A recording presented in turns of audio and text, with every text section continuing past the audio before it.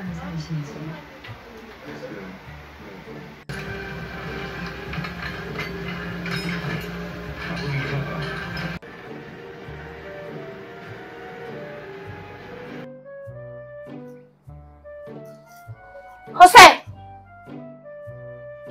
Oh, Ano na naman yung kinakain mo?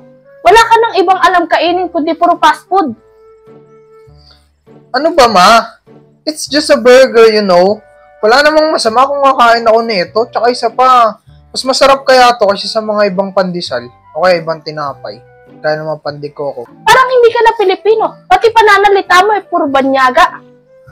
Ano ba? Nanonood lang naman tsaka kumakain eh. Huwag na akong guluhin. Nanonood eh. Susto kang bata ka. Bahala ka sa buhay mo. Oh?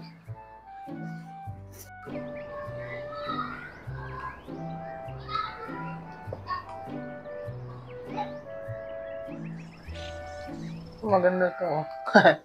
Sige, pakinggan natin.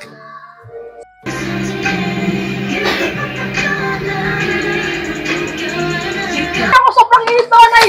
Hindi ka kasi nagdala ng payong eh.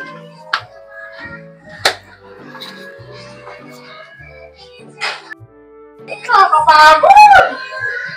Ano naman ako nagbuya? Bakit na lang yun? Anong lagi? Pangit naman yun. Pangit, ganda-ganda nga niyan. Mas maganda pa nga ito patugtugin kaysa mga pinapatugtog nyo. Pang-yaw-yaw. Ba naman yan? Ang ganda. I wanna know, no. Ay, natubig. Pangit naman yan. Anong pangit? Doon nga kayo. Nakikinig yung tao, istorbo kayo. Ganda-ganda ng content. Pangit kayo, yung pangit. Ganda-ganda eh.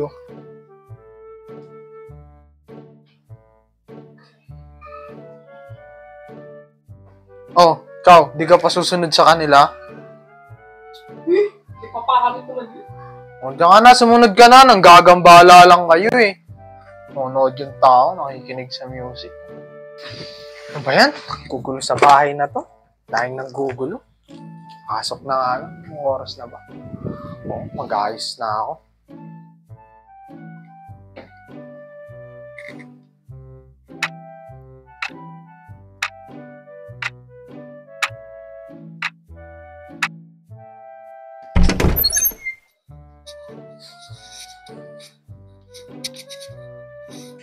Pasok na ako.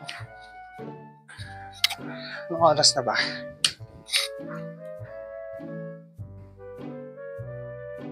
Hala? Maaga pa pala? Oo nga, 2:07 pa lang. Mamaya papasok ko, meron pa akong almost 30 minutes. Sige, nanood muna ako ulit.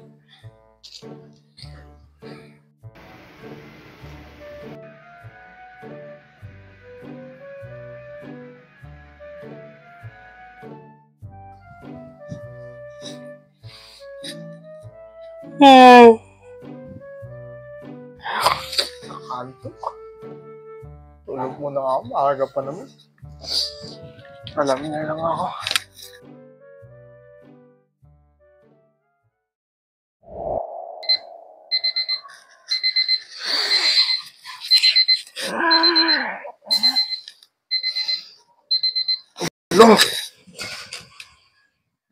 Ano?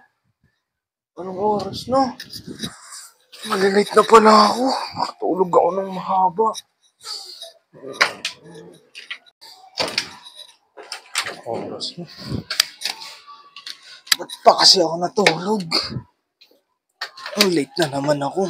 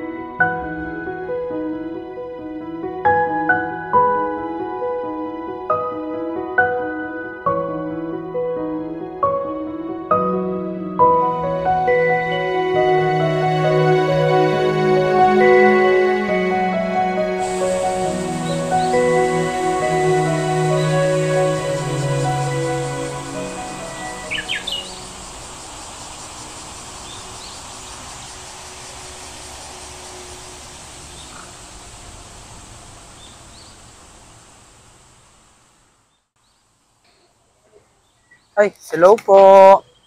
Pwede po ba akong magtanong? Bali po kasi parang naliligaw ata ako at hindi ko alam kung anong lugar po ba ito. Anong lugar po ba itong pinatatayuan ko? Nandito ka ngayon sa, Republika ng Maharlika. Ganun po ba? Sige po, maraming salamat Sige, po. thank you. Buti, anong lugar ba to? Hindi ko alam kung saan ito. Republika daw ng Maharlika. Baliw ba si ate?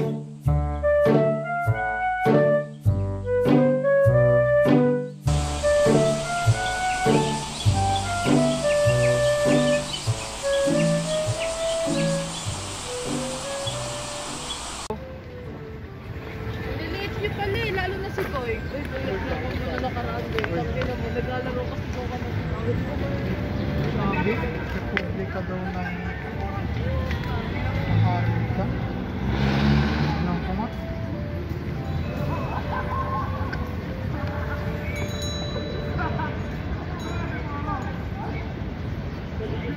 Anong taon din ba ngayon? Tignan ko nga sa kalendaryo.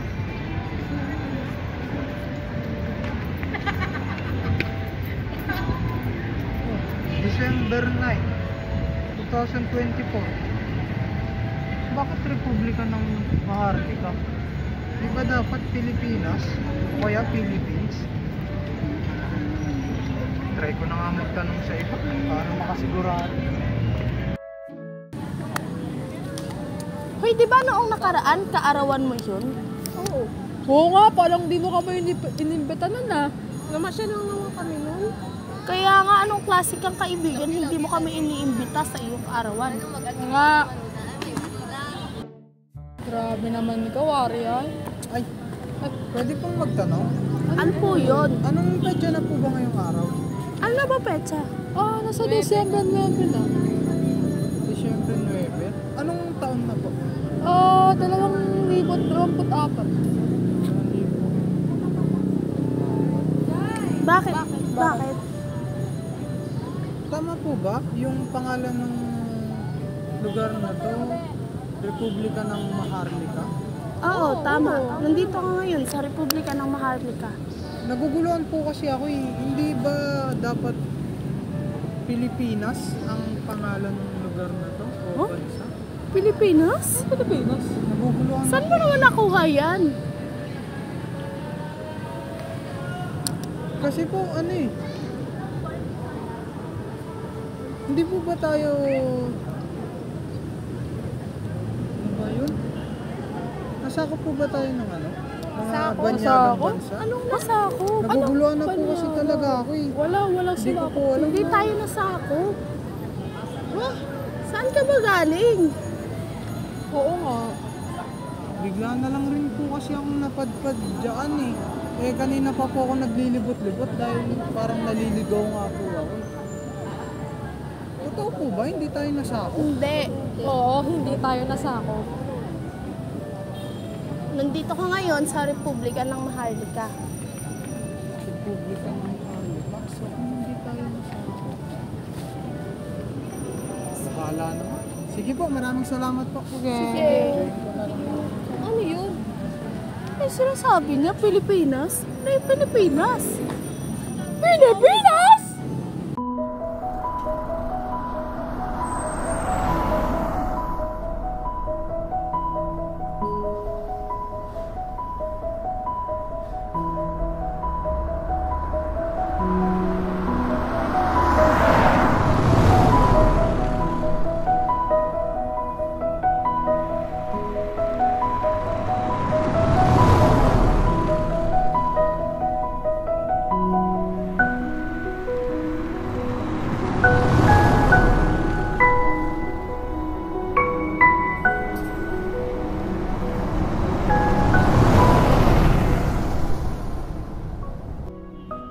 Habang naglalakad si Jose sa mundo ng Maharlika, hindi niya mapigilan ng mapamangha sa kanyang nakikita. Ang paligid ay malinis, maayos at puno ng buhay. Ang mga gusali ay moderno, ngunit nananatiling may halong tradisyonal na disenyo ng Pilipino. Ang mga tao ay magiliw, magalang at masiglang ipinapamalas ang kanilang pagmamalaki sa kulturang Pilipino. Sa bawat hakbang, tila may bumubulong sa isipan ni Jose. Ganito pala kaganda ang Pilipinas kung hindi tayo nasakop. Napakalinis, masaya at maunlad. Ang kultura natin na dati kong tingin ay luma at walang halaga ay may pagmamalaki pala kung bibigyan lang ng tamang pagkilala. Habang pinagmamasdan niya ang paligid, kanyang naisip na hindi pala kailangang kopyahin ang banyagang kultura para maging makabago. Sapat na ang ating sariling pagkakakilanlan para makagawa ng isang maunlad at natatanging bansa. Kung ganito ang Pilipinas noon pa man, hindi ko siguro naisipang tumakas.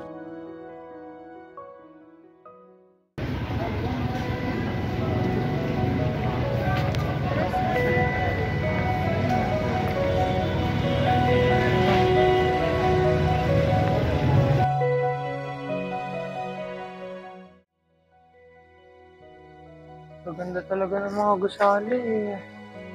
Tignan mo to. Ang ganda. Likas talaga sa mga Pilipino yung pagiging malikhain, lalo na pagdating sa siling eh.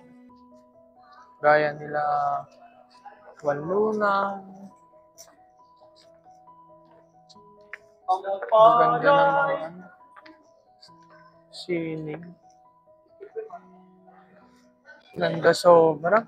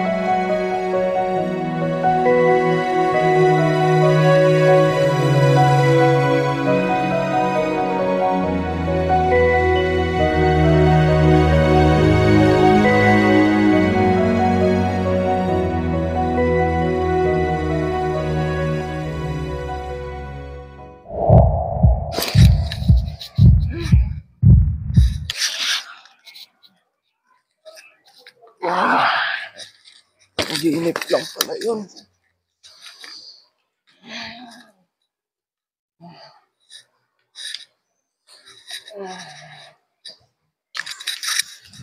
Nag-iinip lang pala yun, oh. Ang ganda ng panaginip na yun, ah. Gandang lugar. Ganda pala talaga ang Pilipinas, no? Ano, mapanaginipan ko ulit yun. So, ang ganda. Sana makabalik ulit ako doon. Sa bawat sandali sa mahiwagang mundong iyon, lalong tumitibay ang bagong pananaw ni Jose. Napagtanto niya na ang yaman ng ating bansa ay hindi nawawala. Naghihintay lamang itong mahalin at pangalagaan.